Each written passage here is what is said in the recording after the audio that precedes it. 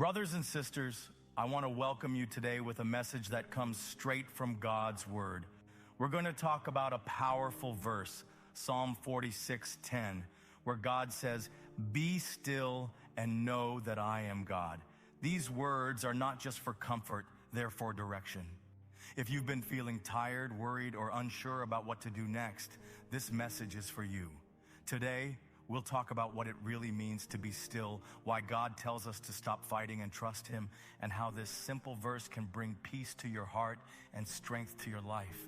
Some of you have been running in your mind, running in your heart, running in circles, chasing answers, seeking validation, worrying about the next step. But God is saying, stop, pause, breathe. Be still is not a punishment, it's a positioning. It's God saying, I've got this. You don't have to fight every battle. You don't have to figure everything out. Just know that I am God.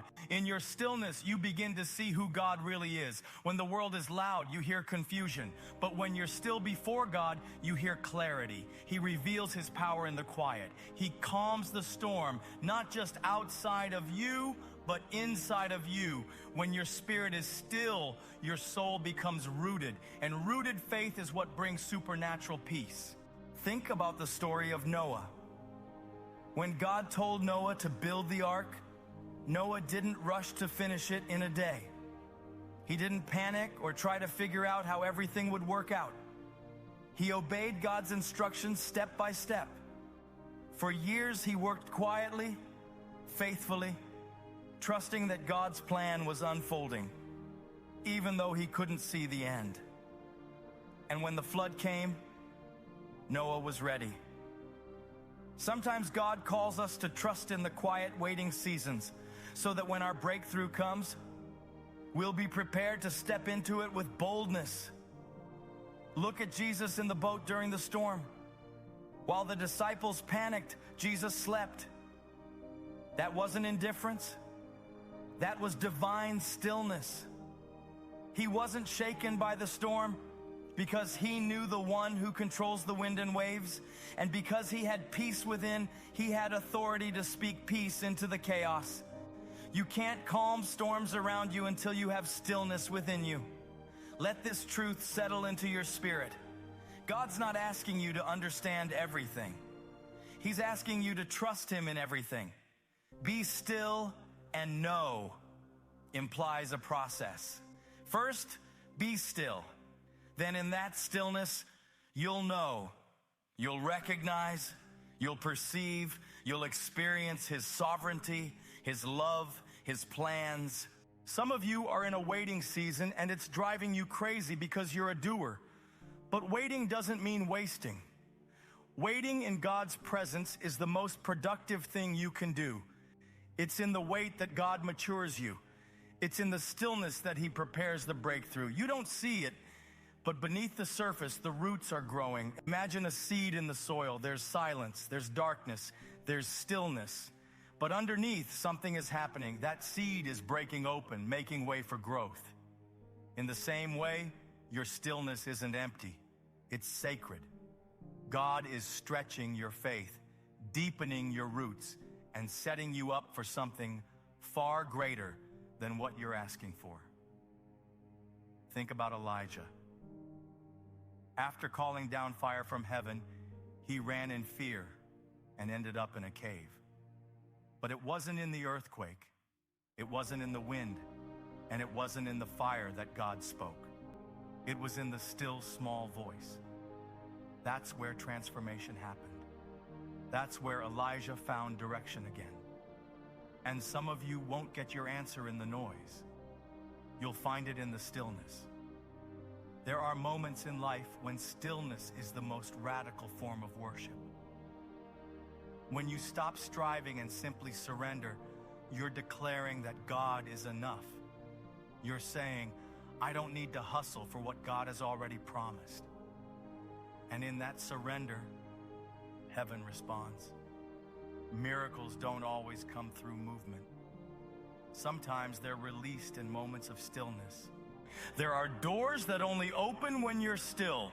There are answers that only come when you stop demanding and start depending. When you step out of your own understanding and into His presence, He begins to reveal things beyond your imagination. But it starts with stillness. Hear this. Stillness does not mean spiritual laziness. Stillness is intentional faith. It means your heart is quiet before God, even if your life is loud. It means you're not moved by pressure, but led by peace. It means you've laid your plans down at the altar and said, "Not my will, but yours be done." God is not in a rush. We are. God is not anxious. We are.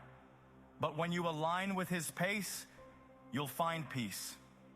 When you stop trying to push open doors and instead trust His hand, you'll walk into places you never could have earned by effort alone. Stillness is the secret weapon of those who walk in divine power. To know that I am God is more than head knowledge. It's heart revelation. It's waking up in the middle of chaos and saying, "I don't know how, but I know who." It's refusing to let circumstances define your faith. It's lifting your hands in the middle of the storm and declaring, "You are still God, and I will not be shaken." The stillness God calls you to is not empty space. It is filled with His presence. It's where you receive strength. It's where you get fresh instruction. It's where your heart realigns with heaven. Don't resist it. Embrace it. Make room for God to speak, and you'll begin to hear His whisper louder than the world's noise. Consider the story of the Israelites at the Red Sea. After leaving Egypt, the Israelites found themselves trapped between Pharaoh's army and the Red Sea. They were terrified, unsure of how they would escape. But God told Moses, "The Lord will fight for you. You need only to be still." In that moment, when everything seemed hopeless, God's power was revealed in their stillness. The Israelites had to trust that God would make a way when there seemed to be no way. And in the stillness of their faith, the Red Sea parted, and they walked through on dry land. Sometimes God calls us to be still, even in the face of fear and uncertainty, because it's in those moments that He shows His miraculous power. God is fighting battles you don't even know exist. He's going ahead of you. He's surrounding you. While you rest, He works. While you're still, He moves. This is not a call to passivity. It's a call to powerful surrender. Surrender is not giving up. It's giving over, giving everything to the one who holds it all. In the middle of your waiting, don't grow weary. Keep trusting that God is always at work behind the scenes. He's preparing you for what's ahead, just as He prepared Sarah and countless others for their breakthrough. And when it happens, it will be a testimony of His faithfulness and perfect timing. If you can be still, you'll see the salvation of the Lord. If you can rest in Him, He'll elevate you in due time. If you can wait well, He'll reward you beyond your expectations. Don't fear the pause. The pause is often where the preparation happens, and what God is preparing in silence will soon be shouted from the rooftops. As you go through this week, I want to encourage you to find moments of stillness in your day. Pause, take a deep breath, and trust that God is working even when you don't see it. His plans are bigger than you can imagine, and He is faithful to bring them to pass. Stay still, stay trustful, and stay faithful, knowing that God is right there with you, moving in the background, preparing the way. As we wrap up today, remember this. Being still doesn't mean doing nothing. It means trusting God when the way ahead isn't clear. When you choose stillness, you make room for God to move, to speak, and to guide you in ways you never imagined. Trust that in your quiet moments, He's working on your behalf. So, as you face whatever challenges lie ahead, let your heart rest in the knowledge that God is in control. Stay patient, stay faithful, and be still, for the Lord your God is with you. So today, hear the voice of the Lord saying to your anxious heart, to your restless soul, Be still. Stop running. Stop worrying.